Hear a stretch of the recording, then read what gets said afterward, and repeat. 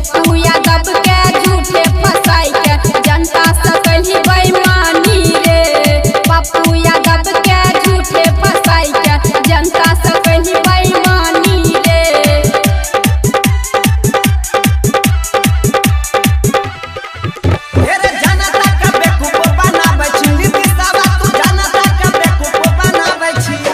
हेरे पप्पू यादव संग खेला तू क्या जनता पर घात तू कैलही रे। हेरे जनता पर घात तू कैलही रे। सैकड़ों एम्बुलेंस छुपा के होते गरीब के मारली रे। सैकड़ों एम्बुलेंस छुपा के होते गरीब के मारली रे। सैकड़ों एम्बुलेंस छुपा के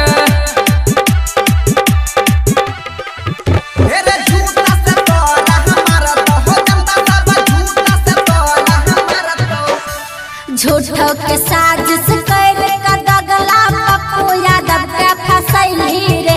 हेरे पप्पू यादव के फसैली रे। चलतो न तो हर एको बहाना इज्जत अपन बचाइले रे।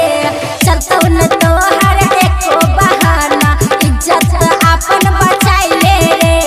चलतो न तो हर एको बहाना इज्जत अपन बचाइले रे। चलतो न तो हर एको बहाना। DJ good Madhubani, DJ good Madhubani.